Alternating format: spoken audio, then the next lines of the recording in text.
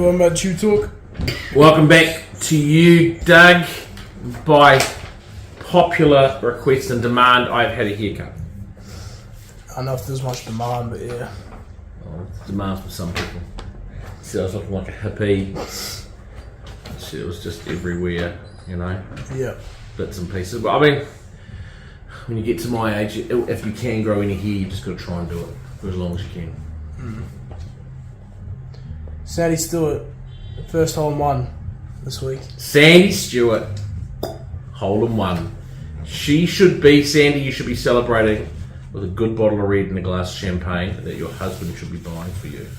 It is a tremendous achievement, which not many people get to do, unless you're a professional golfer. Obviously. Fantastic achievement. Last week, 4 winners. On Saturday at Aotearoa. Aotearoa won at Eagle Farm. Yeah, he did. He's won 4 of his last 6 races. One of our imports, fantastic one. It was a great ride by Sammy Collett. Too strong, really progressive stayer. Got some nice races in mind for him, Douglas, in his next preparation, some Cups races. He might have one more and then go out. We'll just see how he is, but if he's well, he'll have one more than ever spell.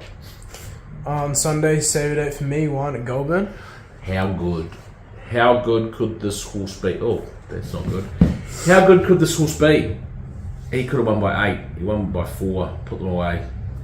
3-year-old colt by Savabeel. Very, very good horse. He'll go to a Group 3 a mile on the 12th of November with $200,000. Then he'll have a spell and he will come back for the autumn for some big races.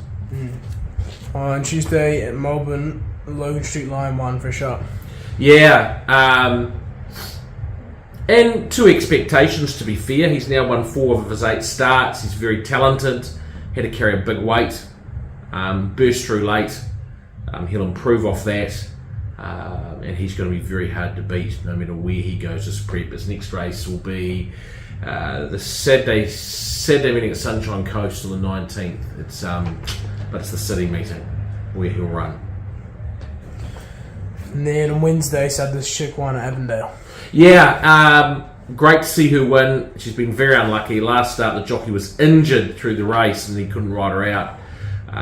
And great ride from Michael McNabb, pulled the whip through, straightened her, boom, won well. She will only continue to get better as she gets over more ground and continues to mature. She's a very nice, very progressive staying bear. This week on Saturday at Te Rapa, race 5, it's a quick preview. Fresh up winner. He steps up to a mile, slightly awkward barrier, draw but Sam Spratt in the saddle, small field. He's a good each way chance. Does need a good track. If it's wet, it will definitely affect his chances. Race 7, GC. Ready to strike.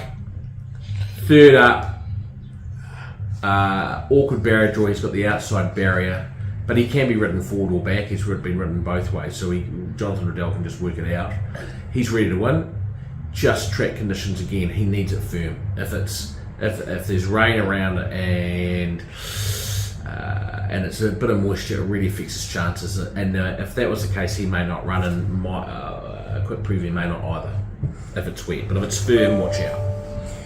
And then at Rickerton, race 7 with Starrybill.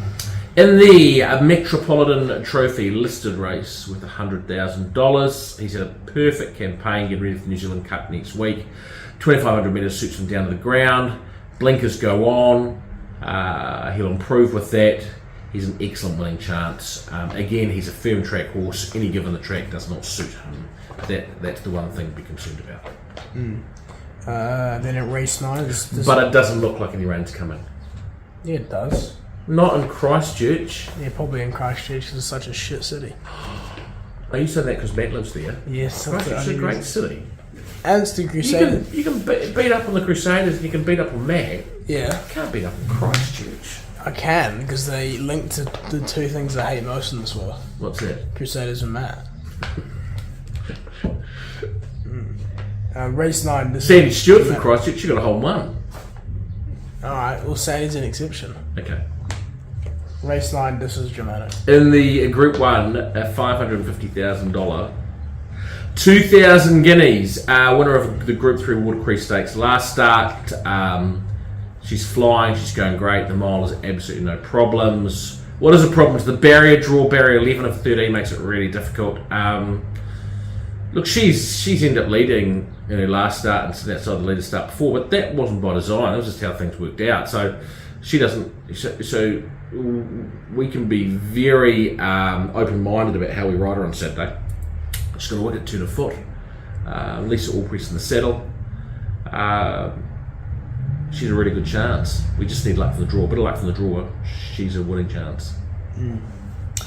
At Doomburn, race 6, we've got Mock Taffy. Mock Taffy, so he's been scratched a few times because of weak tracks, been waiting for a good track, so he should get one this week. He drops in distance, which is a slight concern back to the mile, but he's got barrier 4, James Orman on board. His work's been excellent. On paper, he looks a very good each way chance. Can certainly be winning the race. The one small query is he's had a long campaign, and whether he's just coming to the end of it Saturday will tell us, but his work suggests he'll run very well. At Flemington, race 5 of Tissue. How unlucky was she last week? I know, we keep talking about it. Group 1, weight for age, Empire Road Stakes, held up twice in the straight, bursts home for 5th. Super run. This week, we finally get a bit of luck. Set weights and penalties, 2,000 metres. I think the step up to 2,000 metres really suits.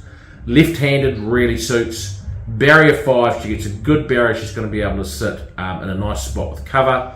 James McDonald on board, best jockey in the country, possibly the world.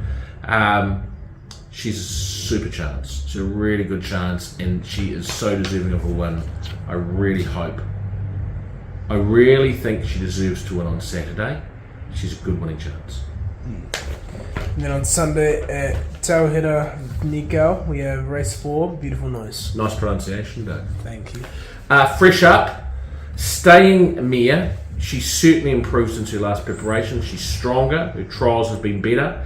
A nice barrier draw. It's just a mile, and we're not going to see the best of her till she gets over 2,000 metres and further. But want to see her run a nice race. If she runs midfield, it'll set her up really nice for some staying events, focusing up to 2,000 metres in the next start. Yeah, and then now it's time for bit of the week, but I think you want to talk about your win last week, don't you, Dad? I won last week. Won a couple of weeks before that, I think. Strike rate's improving, mate.